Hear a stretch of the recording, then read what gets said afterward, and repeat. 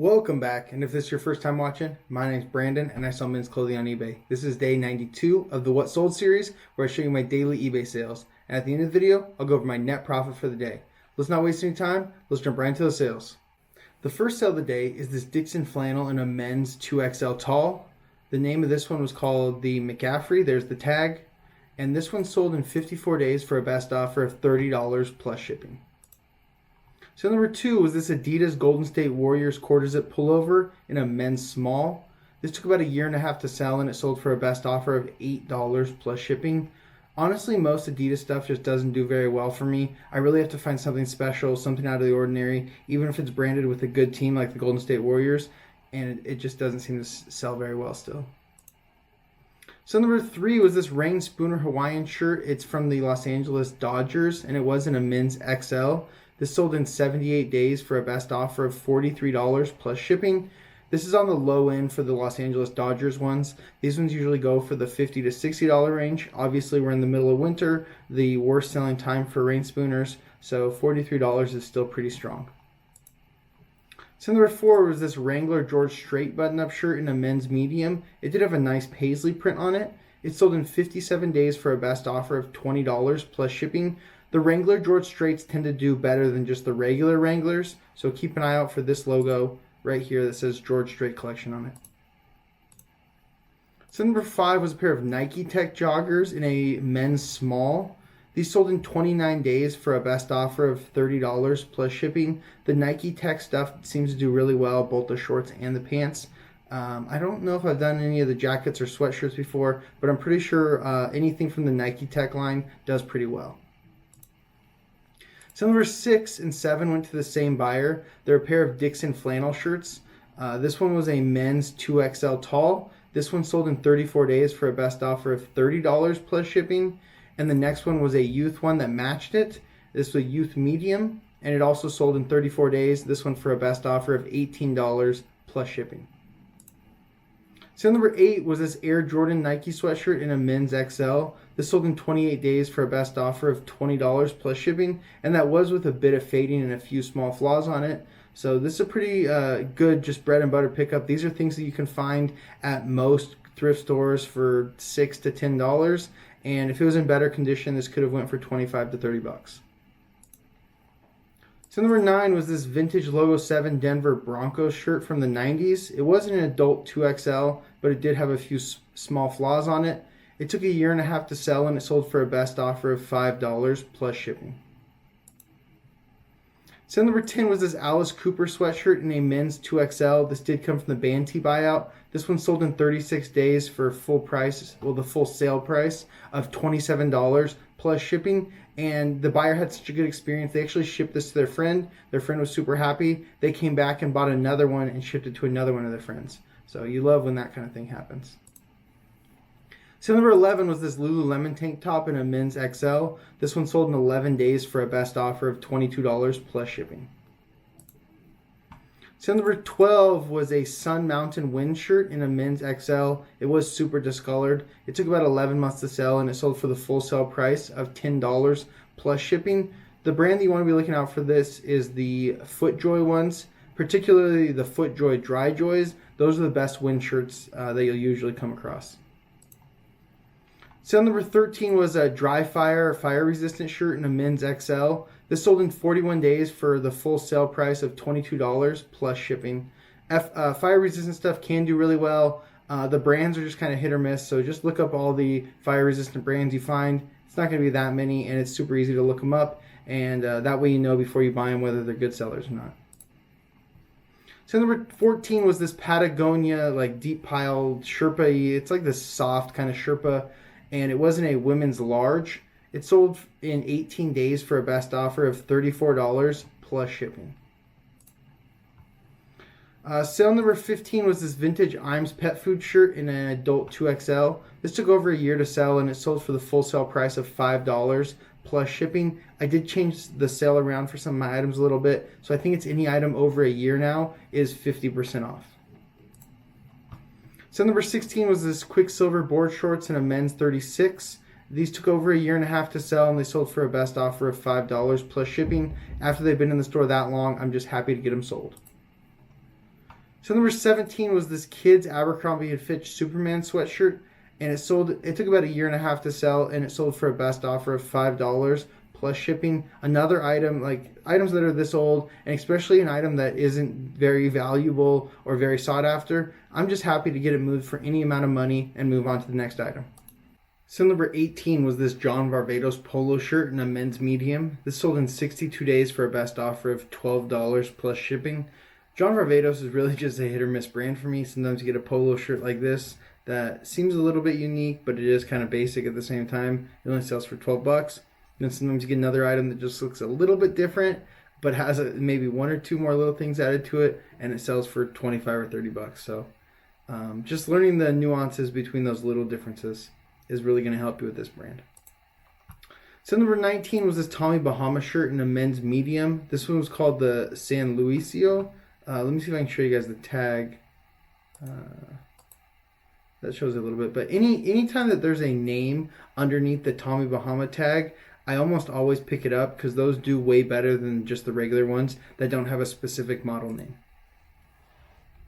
Oh, I don't know if I told you guys, this one sold in 83 days for a best offer of $23 plus shipping, and it was only a size medium, and usually for regular Tommy Bahama shirts, I only pick up XLs or bigger.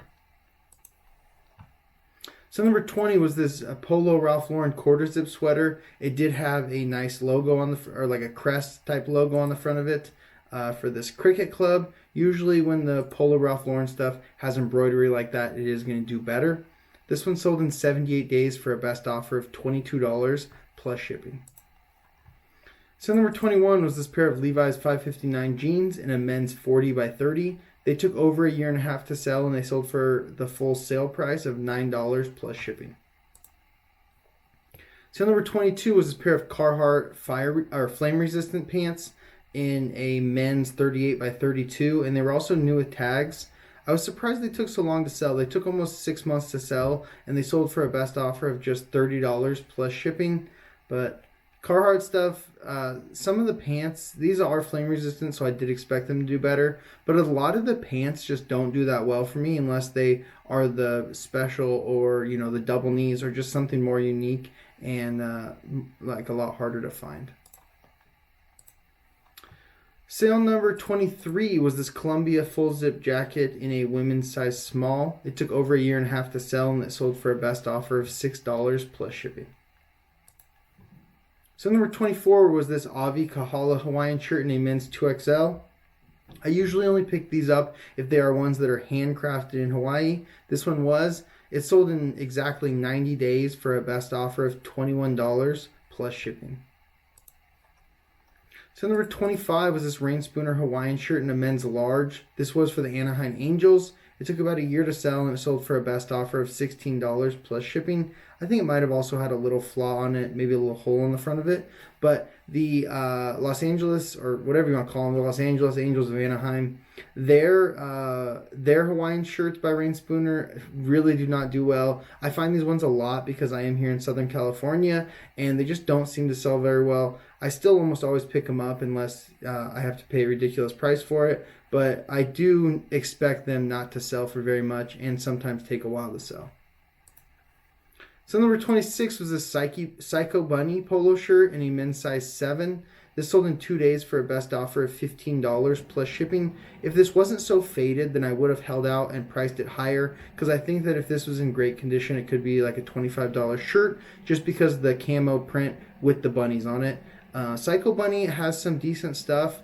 You do need to be selective with it because not all of it is a great seller, and it can sell slowly if you overprice it, which is true with most brands. So number 27 is a 511 tactical shirt in a men's large. This sold in 5 days for a best offer of $4 plus shipping. The reason that I listed it so low and took such a low offer, I didn't realize, but there were quite a few, or not quite a few, there's a few, but there was big holes in the bottom of it. So if they were smaller holes, I still would have probably asked like $10 for this and maybe accepted 7, but the hole was really big with a couple smaller ones around it. So I was happy just to let it go for any price. After missing a flaw that big, then I don't expect to make money on it. I'm going to lose probably $4 or $5 on this shirt. Sale number 28 in the final sale of the day was this Karl Langford sweatshirt in a men's small. This sold in 84 days for a best offer of $19 plus shipping. That's it for the sales. Let's jump into those numbers. On December 1st, we sold 28 items for a total gross sales of $747.29. That sounds like a lot, but that only gives us an average sale price of $26.69, so a very low average sale price for us. I think last month our average sale price was just under $35 per item, so usually when I have a low average sale price, it's not a very good net profit day. Anyways, let's jump into the selling costs and net sales. As you guys know, they're always inaccurate. Here's the actual numbers. So the selling costs for today were $269.53.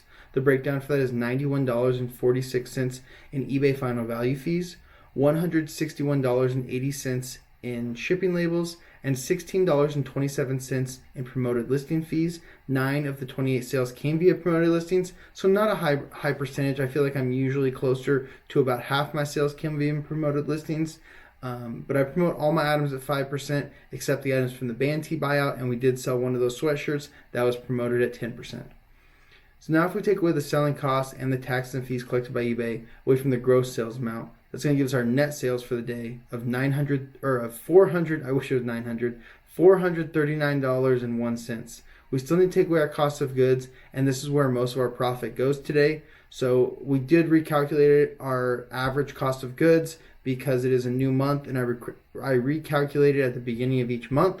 The way I calculate it is all of my cost of goods for the past 3 months, so September, October, and November. I'll take all the money I spent divided by the number of items that I bought, and that'll give me my average cost of goods, and I'll use that for the whole month, and then I'll recalculate it again at the beginning of next month.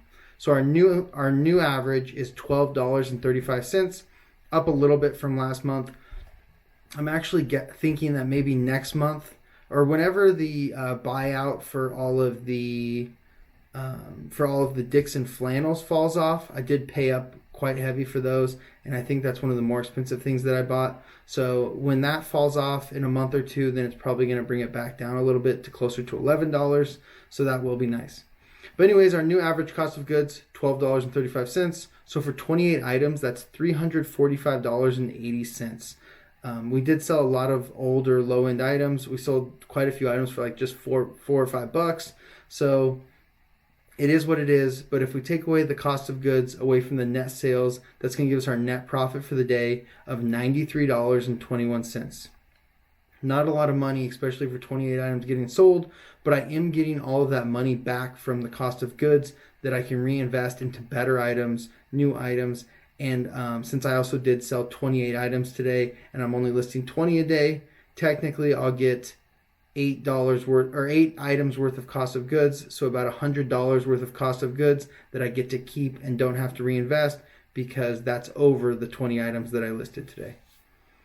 But that's all I have for you guys today. Thank you so much for watching. I'll see you tomorrow for day 93 of the What Sold series. Peace.